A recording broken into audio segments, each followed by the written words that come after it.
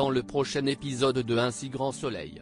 Tandis que Margot comprend qu'elle n'est qu'un pion dans la guerre entre Claudine et Johanna, Victor est de retour à Montpellier. Attention, les paragraphes qui suivent contiennent des spoilers sur l'épisode d'Un si grand soleil diffusé demain soir sur France 2. Si vous ne voulez rien savoir, ne lisez pas ce qui suit. Mercredi 28 juin 2023 dans Un si grand soleil. Margot comprend qu'elle n'est qu'un pion dans la guerre entre Claudine et Johanna. Alexandre Delarive reconnaît devant le procureur Bernier qu'il s'est rendu coupable de délit de contrefaçon à l'encontre d'Océane Thierry. En conséquence, le designer est condamné à 4 mois de prison avec sursis assorti d'une amende de 10 000 €. Une peine bien légère compte tenu de la gravité des faits. En quittant le tribunal, Claudine tente de faire comprendre à son client qu'il s'en sort plutôt bien. Un point de vue que ne partage pas vraiment Alexandre Delarive qui, en plus d'avoir reçu une belle leçon de morale de la part du procureur, se voit contraint de débourser une coquette somme pour Océane. En colère, il insulte son avocate puis s'en va. De retour au cabinet, Claudine sous-entend auprès de Margot que c'est Johanna qui est à l'origine de l'échec de l'affaire Delarive. Immédiatement, Margot se rend dans le bureau de l'avocate et lui fait comprendre qu'elle aurait pu être licenciée pour faute grave. Johanna a beau assurer qu'elle n'aurait jamais laissé sa consoeur la virer, la jeune femme souligne qu'elle n'aurait rien pu faire puisque Claudine est l'actionnaire majoritaire du cabinet. Margot précise ensuite que si elle est encore là, c'est parce que Claudine a compris que ce n'était pas elle qui avait envoyé les documents. Face à elle, Johanna n'emmène pas large. Peu après, Johanna retrouve Yann et lui raconte que Claudine a tout compris. Si elle ne regrette pas de l'avoir piégée, elle s'en veut en revanche pour Margot. Sachant pertinemment que Claudine va chercher à se venger, Yann lui conseille de vendre ses parts et de monter une nouvelle affaire ailleurs. Seulement, Johanna refuse car elle estime que c'est à Claudine de partir. De son côté, Claudine se confie à Alix. Même si elle n'a pas l'intention de confronter sa consoeur sur l'affaire Delarive, elle compte bien lui pourrir la vie à petit feu. Désormais, Claudine n'a qu'un objectif en tête, pousser Johanna à lui revendre ses parts. Non loin de là, Margot explique toute l'histoire à Ludo. Et autant dire que la jeune femme est remontée que Johanna ait pu vouloir ruiner sa réputation professionnelle sans le moindre scrupule. Avec tout cela, Margot a maintenant compris qu'elle n'était qu'un pion dans la guerre que se livrent les deux avocates. Victor est de retour à Montpellier monté contre Hélène. Alix se demande comment elle a pu se tromper sur elle à ce point.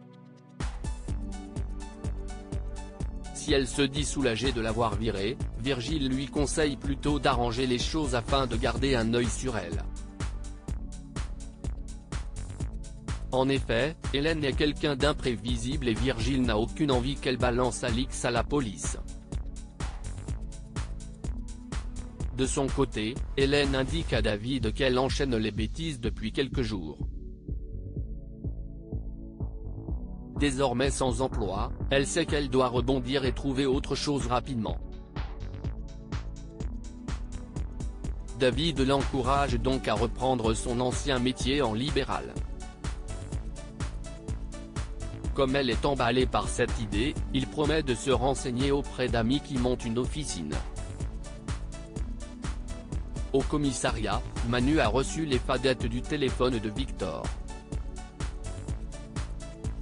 Sans surprise, celui-ci a borné près de la prison le jour de l'évasion de Laurence Roussillon. Depuis, plus rien. Tandis que le commissaire Becker envisage que le père de Claire ait pu aider Laurence à s'évader avant de disparaître dans la nature, Manu se montre quant à lui beaucoup plus perplexe.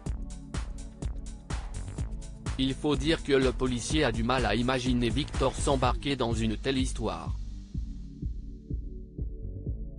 Malgré tout, Becker sollicite un mandat pour complicité d'évasion. À quelques kilomètres, Alix a donné rendez-vous à Hélène à la galerie. Sur les conseils de Virgile, la galériste reconnaît qu'elle s'est emportée la veille et l'a pris de ne pas remettre leur collaboration en question à cause de Christian. Pour Hélène, elles n'ont pas besoin de lui pour faire marcher la galerie et encore moins d'hommes en général. Un avis partagé par Alix qui estime de plus que le plus important est leur amitié.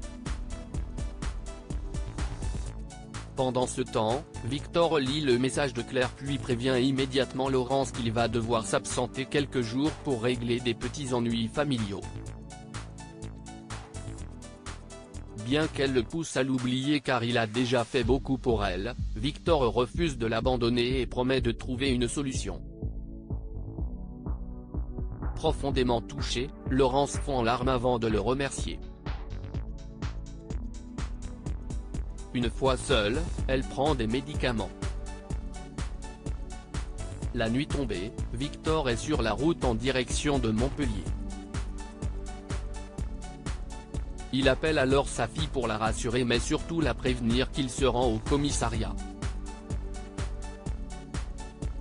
Quand elle le questionne sur ce qu'il a fait ces derniers jours, Victor s'engage à tout lui expliquer à son retour. Au poste, Victor présente ses excuses à Manu pour ne pas être venu plus tôt.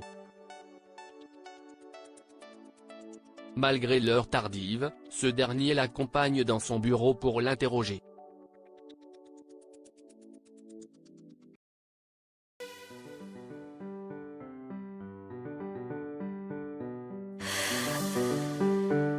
The man I love just had a heart attack, but who needs a heartache? I am a man, she is a